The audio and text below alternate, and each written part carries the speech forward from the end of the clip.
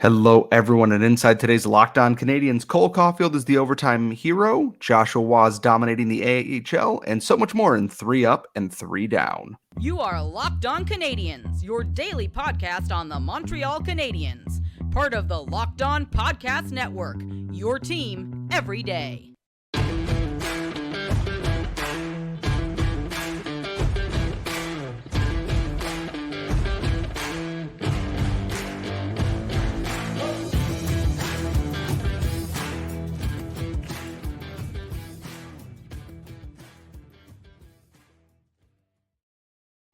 Hello, everybody, and welcome to Locked On Canadiens. Today's episode is brought to you by Sleeper. If you download the Sleeper app and use promo code LOCKEDONNHL, you're going to get a $100 match on your first deposit. Some terms and conditions apply. See Sleeper's terms of use for details.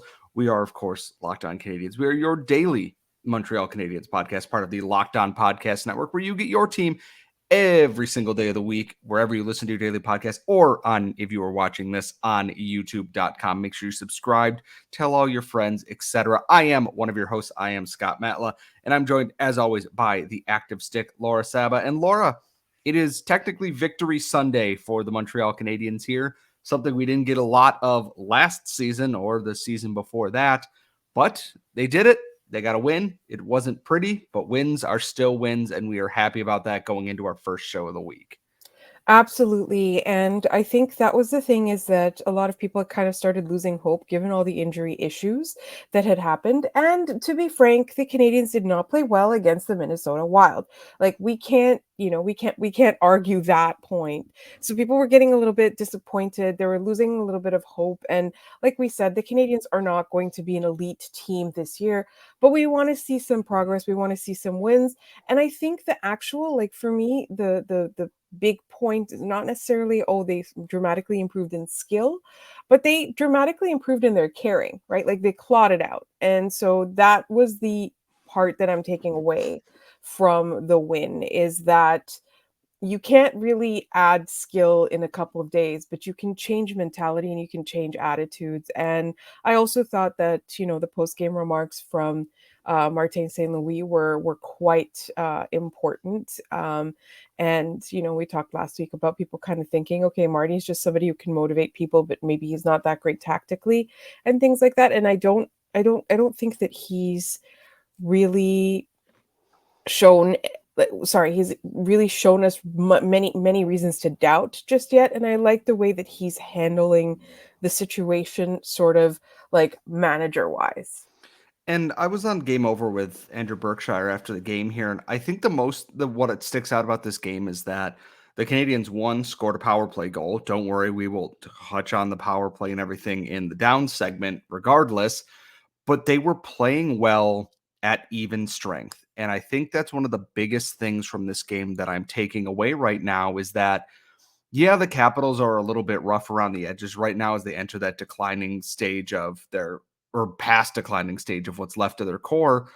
But the Canadiens, without their second line center, have come in and can play at that game state and be very good at creating opportunities during it, that when the penalties start to go away a little bit, because we know that they will, I'm less worried about the Canadiens overall gameplay is not, oh, are they going to live and die on the power play? Are they going to live and die on the penalty kill?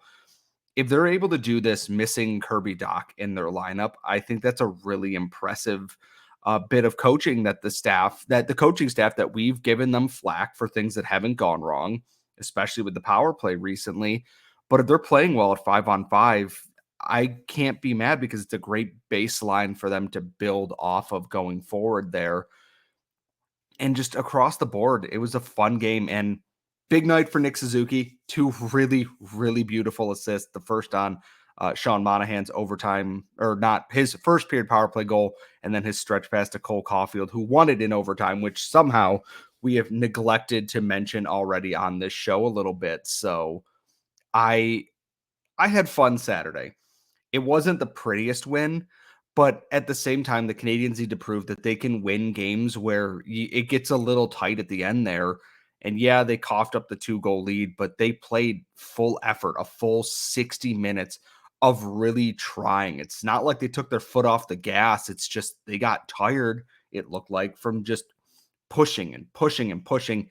Everything was hard work in this game, and it's good to see that they got rewarded for doing all the little things and the hard work things and the effort things together in that. And I think that was the thing, is the together aspect, the playing as a group, playing as a team, making each other better. Yeah. It's sorry, go ahead, go ahead. No, no, no. I just like I think this is something that, sometimes we think of it as it's always in the coach's hands or whoever's doing the strategy and things like that. But at the end of the day, you've got players who have to lead by example, and you've got players that need to buy in and convince the others to buy in as well. It's not just the coach's job. It is primarily the responsibility is the coach's responsibility. But the people on the ice need to be using their like I can't think of a more articulate way of saying it than hockey brain, right? And like for all the people who are coming together, whether they're a new player from a different team or they're a new player in the NHL, whatever, like when they do come together, like they have to kind of like they have to make each other better. And I like it's it's Sunday morning. I'm having a really hard time articulating my thoughts properly. But that's exactly it. It doesn't all lie just with the coaches. The coaches are supposed to provide the strategy. They're supposed to decide the lineup, and they're supposed to be like drawing these things out of the players. But they also should be helping each other. They also should be sort of preparing each other to play as a group. Yeah, and here's the thing too is that this is the kind of win that you want this team to build on going forward because they go into a really hectic week now. They have the Sabres, who are a high-powered offense and have some depth there that are competing with them. The Devils are one of the better teams in the East there that they're going to have speed and skill. Can you keep their special teams off the ice to be able to make the most of where your strength is? There's the Blue Jackets, who are always a feisty game. The Jets and the coward Mark Scheifele are a lot like Buffalo, that high flying offensive game. And then Vegas after that, and the Coyotes after that. It's good that the Canadiens seem to be figuring out their baseline going into these games here, because the schedule, for whatever reason, why they spread it out so much to start the beginning of the year, I won't ever understand. But they're jumping now right from, okay, we're, going on into the, the 2-foot pool, the 3-foot pool, to we're jumping right into the deep end here. You have a bunch of teams that are competing for playoff spots or more in Vegas, in the Devils, in the Sabres, in the Jets. And then you have teams that are rebuilding but still feisty in the Blue Jackets and in the Coyotes in the next 8 handful of games here.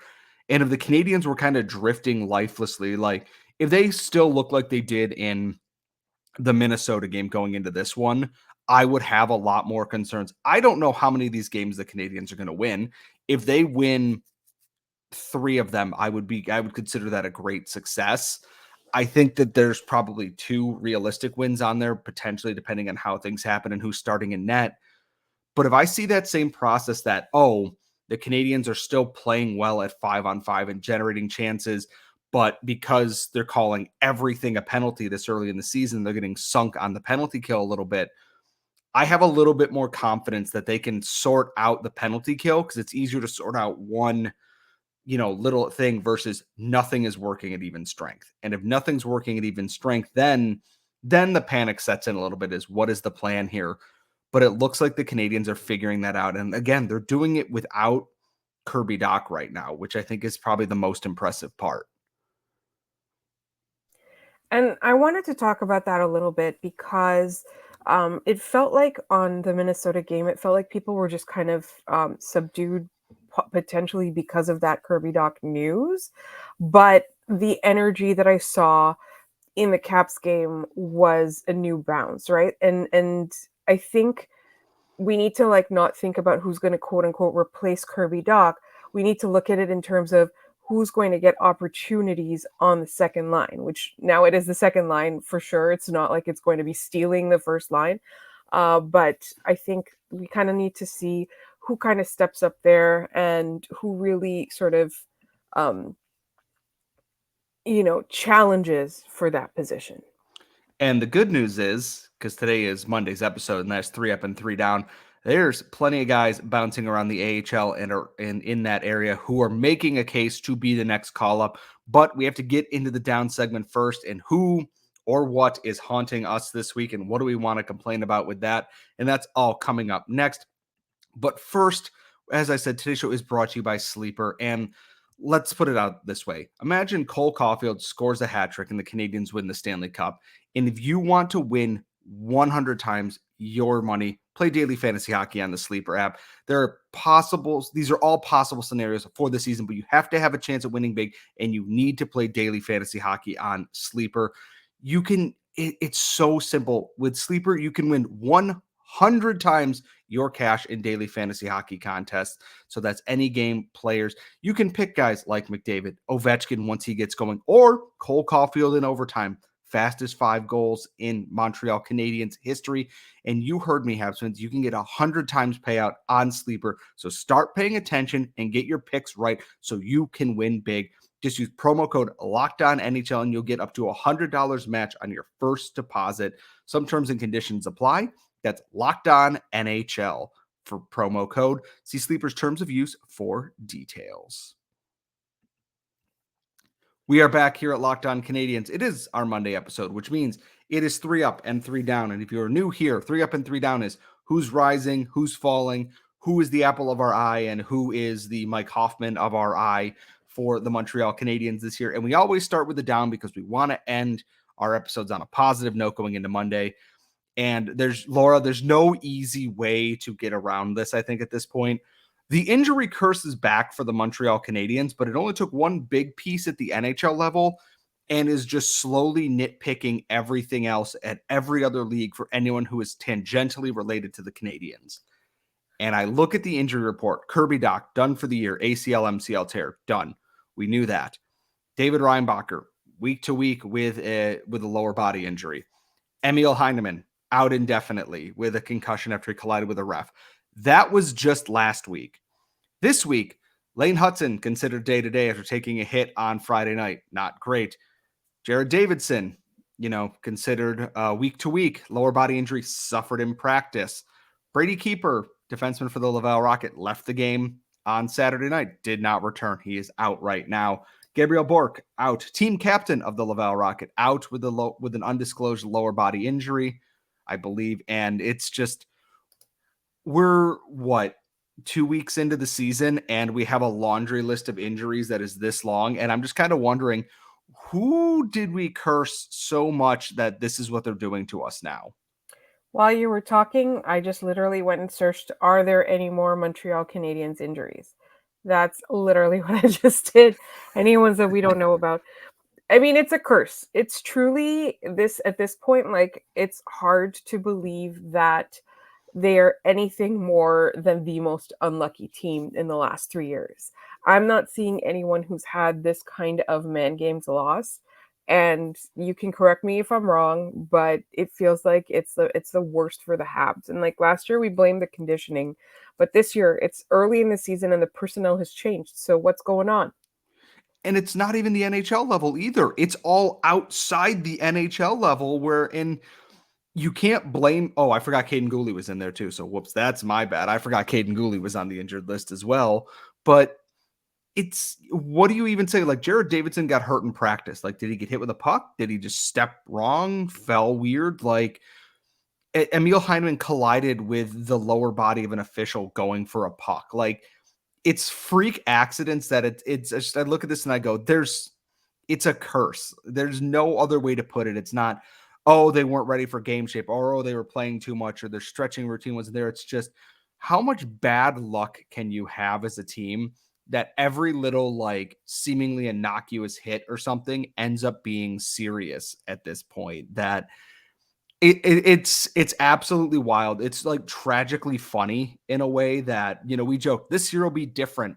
Our expectations are, let's just see them improve. And the universe just went, I'm just going to take 3 of your most exciting players out of your prospect pool there for a minute. You can deal with that late for now. And the down for one of the downs this week for me is just the injury curse is back. And it's not a bug. It's not, a lack of preparation. I am just fully convinced the Canadiens need an exorcism at this point. Or they need to do, I don't know if for listeners who've watched Ted Lasso, there's this, I think it's in the first season. There's the training room is haunted or something is haunted. It's like what the injury room or whatever. And then they go and they perform some sort of ritual where they burn things that are important to them. So the Canadians need to get all of the levels of their organization together and have them sacrifice something to the hockey gods. Yeah, I was gonna say, if you see like a burn barrel outside the front of the Bell Center by, all the statues, don't bother. It's just the Canadians trying to exercise whatever ghosts or demons are haunting the organization right now. Also on my down list this week, and I know that they scored a power play goal on Saturday, and it was pretty and it was fun, and we've seen some marked improvements on it.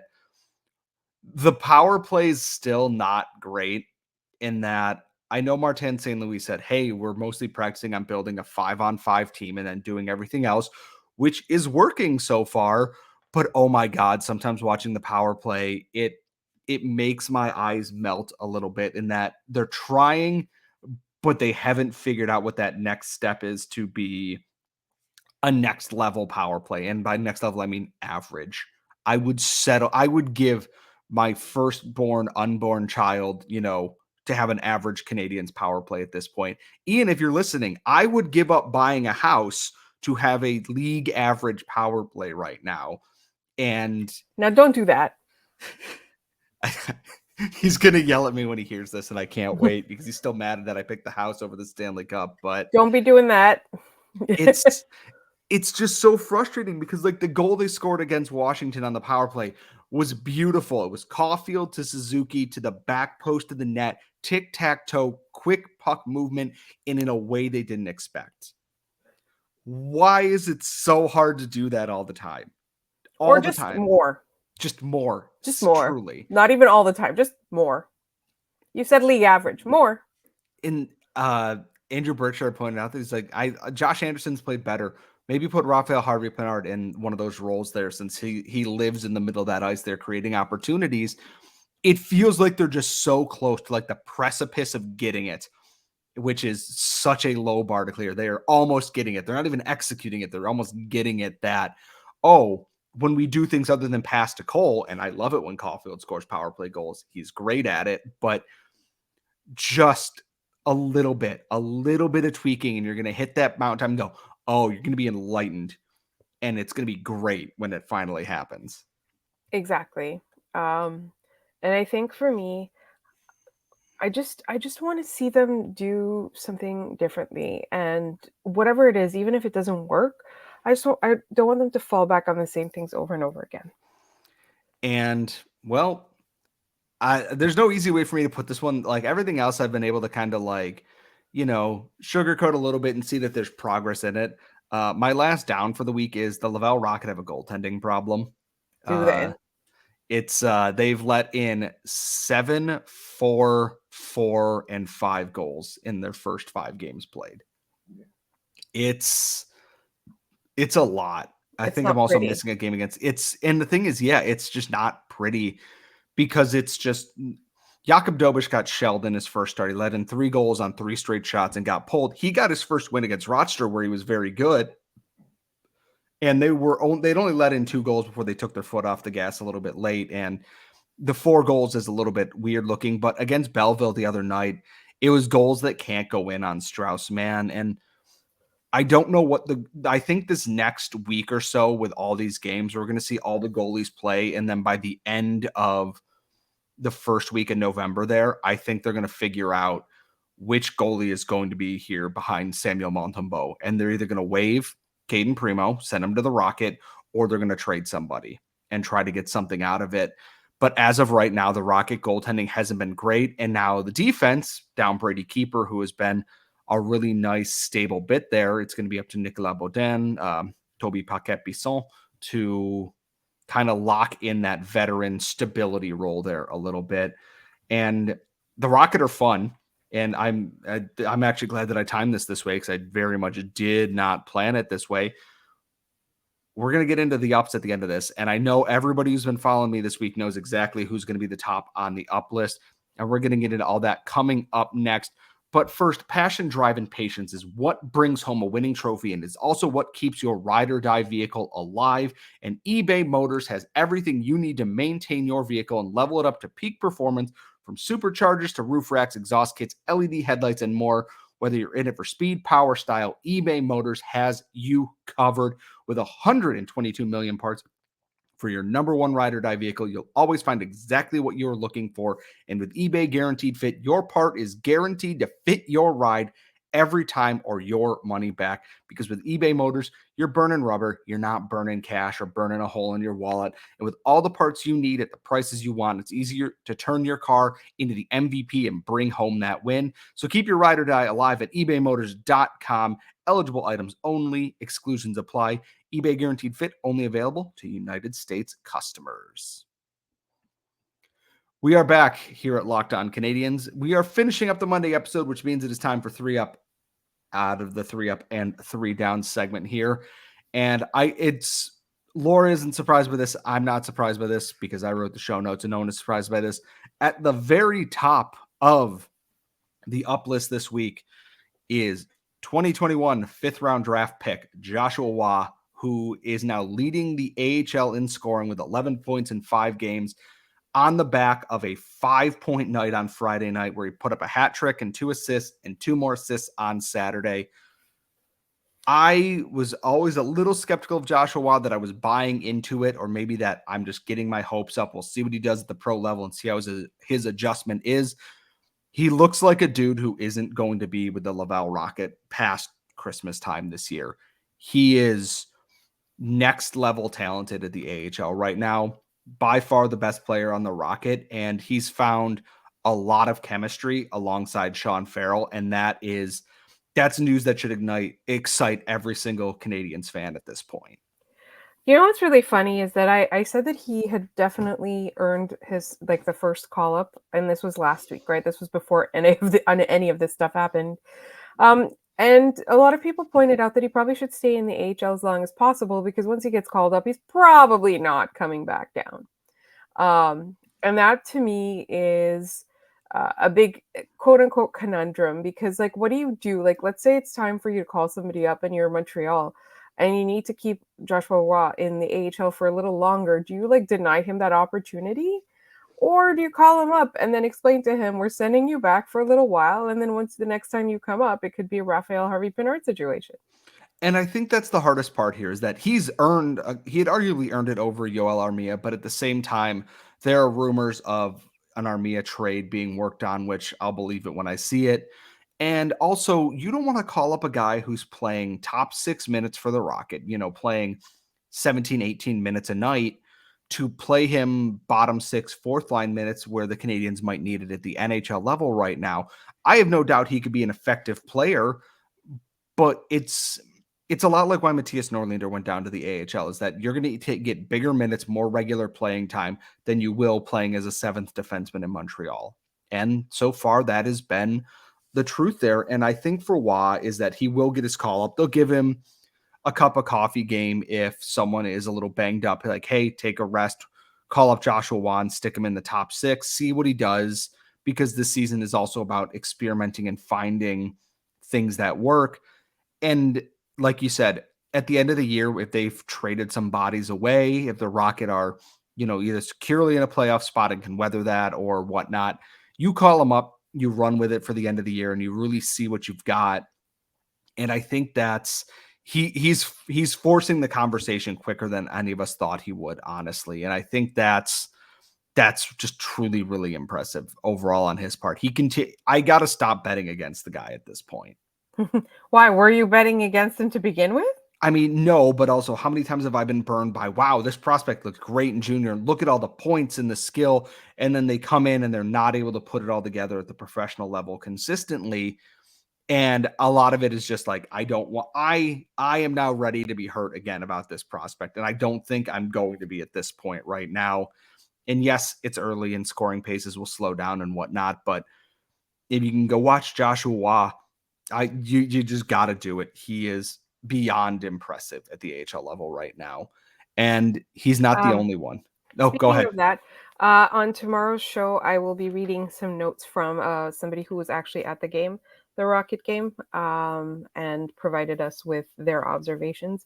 So I'll be reading that out because I was not at that game. So I do want to make sure that I do share opinions, and we will be a lot more obviously active with the Laval Rocket. As we always have been. Like Scott has always been on top of it, but it's time I do my part because I'm actually literally here. I'm like in Montreal. I would say Laura's I been to can. more Rocket games than I have, I'm pretty sure. So I've like, been to a ton of them, and you've been to none of them. So, yeah. so yeah, and it's just a metro right away. Laval's not that far from me, so I uh, should definitely be doing more in person. Speaking of the Rocket, it is really hard for me to not shout out to or three of the young defensemen playing on the team right now. Matthias Norlinder, Logan Mailloux, and Jaden Struble have all been outstanding for the Rocket this year. There are still some, brain lapses for all three players that 90% of the time they are making the right read and making the right play. And then every now and then they have that brain fart. Sometimes the goalie makes a save, sometimes he doesn't, but I'm seeing more polish in all of their games than I had anticipated at any point this season. And I think that Jaden Struble might be the steadiest defenseman on the Rocket at this point there. He is just absolutely rock solid at the backside. He's not a big flash guy, but he does these things. There was a play against Rochester where he lined up a guy coming into his zone, into the Rocket zone, hammered him with a hit. Puck goes over to the Rocket, and he jumps up in the play to join the rush, gets a scoring chance out of it. And that's the stuff that I like to see. They're taking risks, they're playing physically, and they're using their physical traits. Logan Mailloux got his first professional goal on Saturday night, finally. Joshua Waugh fed him coming into the slot, and he roofed one off through there. All the things you want to see in terms of development, especially in this defensive group, I'm seeing so far this year is that the Rocket, yes, I know have one regulation win on the season.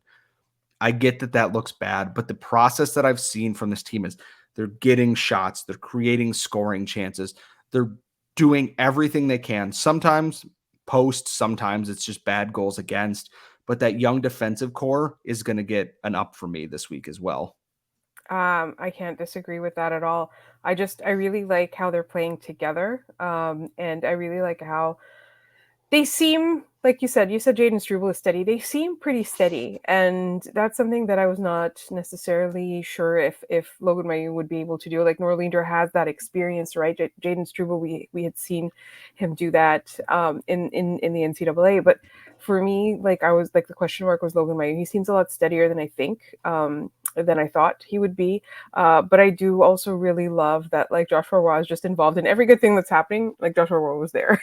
I was going to say, if there was a goal scored, Joshua Waugh probably had a hand in it some way, shape, or form. And then just to finish out, I'm trying to think of the last up that it might not be Canadiens things. I got to give a shout out to Travis Dermott for being the first person to openly be like, I'm keeping pride tape on my stick, deal with it. And it's a small gesture, but it is an important one that Travis Dermott is not a superstar or anything like that. And he's willing to stand by what he believes in with that. And that's always something I can appreciate about a hockey player there. And that's a definite thumbs up for what is a thumbs down situation from the NHL as a whole. If you're bothered by tape, don't care. Just don't care Like, at all. who's the tape hurting? I'm sorry, who's the tape hurting? Uh, Literally, who is the tape hurting? I want yes. to know. Why is it banned? Yeah, because I can't. I could launch into all the things I want to say, but then we'd have to cancel this podcast and we'd be out of the job, unfortunately. But a big shout out to Travis Dermott for that, and I'm hoping we see more of that going forward. They did around the league announce, I think there was cultural nights or heritage nights, so I'm assuming the Canadiens will do specialty jerseys and everything again, regardless of whatever the league stance is, which big props to them because the Canadiens have done a really wonderful job with all of that. We want to hear from you what your ups and downs were for this week. You can tweet us at LO_Canadiens on the app formerly known as Twitter. Email us at lockdowncanadiens@gmail.com. Drop your 3 up, 3 down list in the comments. Just don't be rude. That's all we ask. You can follow us at The Active Stick. You can follow me at Scott Matla. Subscribe wherever you get your daily podcast or on YouTube. Laura has the show tomorrow. I will be out of town, unfortunately, but don't worry. We've got so much good content coming up for you with so many games this week. It's going to be a great time, And folks, we will see you all next time.